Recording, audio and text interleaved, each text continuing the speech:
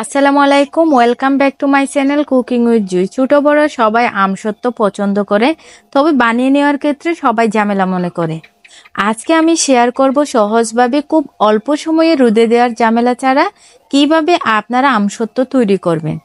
বাচ্চাদের সবচেয়ে পছন্দের ম্যাঙ্গো বার বাসাতে বানিয়ে নিতে চান, তাহলে আজকের এই রেসিপিটা ট্রাই করতে পারেন। একদম পারফেক্ট এবং টেস্টের দিক থেকে ঠিকঠাক একটা রেসিপি শেয়ার করছি। আশা করি এই রেসিপি ফলো করে বাসায় বানিয়ে নিলে নিরাশ হবেন না।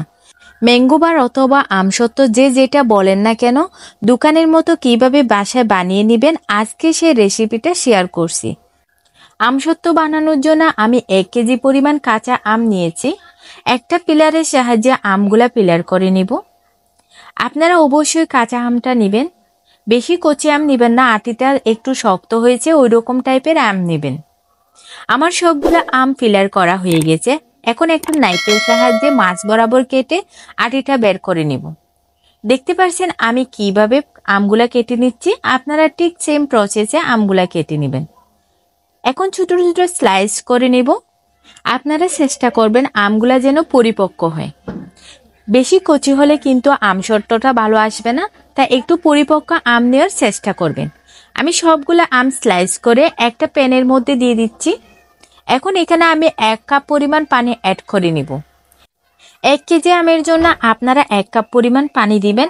এইভাবে মেজারমেন্ট করে পানি দিলে আপনারা সঠিকভাবে আমসত্ত্ব তৈরি করতে পারবেন। 10 মিনিট আমি ঢাকনা দিয়ে জাল করে নিব। 10 মিনিট পর ফিরে এসে দেখলাম আমার আমগুলো সম্পূর্ণভাবে সিদ্ধ হয়ে গেছে। আমগুলো ছাঁকনির সাহায্যে ভালোভাবে ছেঁকে নিব। আপনারা চাইলে ব্লেন্ড করেও নিতে পারেন। আপনারা যদি আমটা একটু কম সিদ্ধ করেন তাহলে আমটা ঠান্ডা করে ব্লেন্ড করে নেবেন। দেখতে পাচ্ছেন আমি একটি স্ট্রেনারের সাহায্যে ভালোভাবে ছেঁকে নিব। একটা চামচের সাহায্যে আপনারা এইভাবে ছেঁকে নেবেন। খুব অল্প সময়ে কিন্তু আপনারা এইভাবে বাসায় আমসত্ত্ব বানিয়ে নিতে পারবেন। খুব অল্প সময়ে আমি আমের একটা সলিড পিউরি পেয়ে গেছি। দেখতে পাচ্ছেন আমের পিউরিটা কত স্মুথ হয়েছে। এখন আমি চলে যাচ্ছি ক্যারামেল তৈরির জন্য। ক্যারামেল তৈরির জন্য এখানে আমি 4 টেবিল চামচ চিনি ইউজ করেছি। আপনারা চাইলে এর কম বেশি ইউজ করতে পারেন। চিনিটা দেওয়ার পর চারপাশ থেকে যখন একটু কালার চলে আসবে তখন আপনারা এই চিনিটা নেড়ে দিবেন। চিনিটা যখন সম্পূর্ণ গলে যাবে তখন অনবরত নেড়ে ক্যারামেলের কালার আসা পর্যন্ত আপনাদের ওয়েট করতে হবে। দেখতে পাচ্ছেন আমার চিনির মধ্যে কিন্তু ক্যারামেলের কালারটা চলে আসছে। এখন আমি অনবরত নেড়ে সেটা আরেকটু কালার করে নেব। এরকম কালার আসলে আপনারা তখন আমের পিউরিটা দিয়ে দিবেন। আমের পিউরিটা দিয়ে ভালোভাবে নেড়ে চেড়ে মিশিয়ে নিতে হবে। প্রথমে মেশানোটা একটু কষ্ট হলেও পরে কিন্তু সেটা ঠিক হয়ে যাবে। দেখতে পাচ্ছেন আমার ক্যারামেল আর আমের পিউরিটা সম্পূর্ণ মিশে গেছে।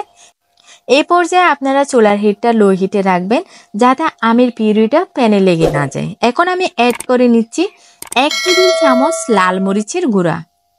এটা দেওয়ার ফলে আমসত্ত্বের কালারটা অনেক বেশি সুন্দর লাগবে। দিয়ে দিচ্ছি 1/2 চামচ জিরার গুঁড়া। আমসত্ত্বের জন্য স্পেশাল কোনো মশলা ইউজ করতে হবে না, জাস্ট লাল মরিচ আর জিরার গুঁড়াটা দিলে হবে। এখন আমি দিয়ে দিচ্ছি স্বাদ মতো লবণ। আপনারা আপনাদের স্বাদ মতো লবণ দিয়ে দিবেন। এখন সবগুলো উপকরণ ভালোভাবে পিউরিটার সাথে মিশিয়ে নেব। কোনোখানে যাতে লাম্পস না থাকে সেই জন্য ভালোভাবে নেড়েচেড়ে মিশিয়ে নিতে হবে। দেখতে পাচ্ছেন আমি কোন প্রসেসে মিশিয়ে নিচ্ছি, আপনারা ঠিক সেম প্রসেসে মিশিয়ে নেবেন। এখন আমি দিয়ে দিচ্ছি সামান্য পরিমাণ বিট লবণ। আপনারা আপনাদের হাতের কাছে থাকলে দিবেন, না থাকলে স্কিপ করবেন। বিট লবণটা দেওয়ার ফলে আমসত্ত্ব বা যে কোনো চাটনিতে স্বাদটা কিন্তু বেড়ে যায়। তা আপনারা চেষ্টা করবেন বিট লবণটা দেওয়ার জন্য। বিট লবণটা দিয়ে আমি ভালোভাবে আমসত্ত্বের সাথে মিশিয়ে নিচ্ছি। দেখতে পাচ্ছেন আমার আমসত্ত্বের কালারটা কতটা ব্রাইট হয়েছে। আপনারা দেখতে পাচ্ছেন আমার আমের পিউরিটা কতটা আঠালো হয়ে গেছে। এখন আমি পিউরিটা নামিয়ে নিব। একটা ঢাকনার মধ্যে সামান্য পরিমাণ সরিষার তেল ব্রাশ করে নেব। ব্রাশ করে এখানে আমের পিউরিটা ঢেলে নেব। দেখতে পাচ্ছেন আপনারা ব্রাশের সাহায্য করতে পারবেন, আবার হাত দিয়ে এভাবে ব্রাশ করে নিতে পারবেন। আপনারা নিশ্চয়ই লক্ষ্য করেছেন আমি কয়েক ফোঁটা মাত্র সরিষার তেল দিয়েছি, বেশি দিতে যাবেন না, সেটা একটা পুরো গন্ধ হয়ে যাবে। জাস্ট এটা যাতে রিমুভ করতে পারি সেই জন্য আমি শুধু সরিষার তেলটা দিয়েছি। এখন আমি পিঁড়িটা দিয়ে আর পাশ করে নিব। যারা এখনো পর্যন্ত আমার চ্যানেলটি সাবস্ক্রাইব করেননি, প্লিজ তারা আমার চ্যানেলটি সাবস্ক্রাইব করে দিন এবং সবার আগে আমার ভিডিও পেতে পাশে থাকা বেল বাটনটি প্রেস করে দিন। আমি কিভাবে আমসত্ত্বটা সেট করতেছি আপনারা নিশ্চয়ই দেখতে পাচ্ছেন। আপনারা ঠিক এইভাবে আমসত্ত্বটা সেট করে নেবেন। দেখতে পাচ্ছেন আমার আমসত্ত্বের কালারটা কত সুন্দর হয়েছে। এই তো আমি এটা ফ্যানের বাতাসের মধ্যে 2-3 ঘন্টার জন্য রেখে দিব। 3 ঘন্টা পর ফিরে এসে দেখতে পেলাম আমার আমসত্ত্বটা সম্পূর্ণ শুকিয়ে গেছে।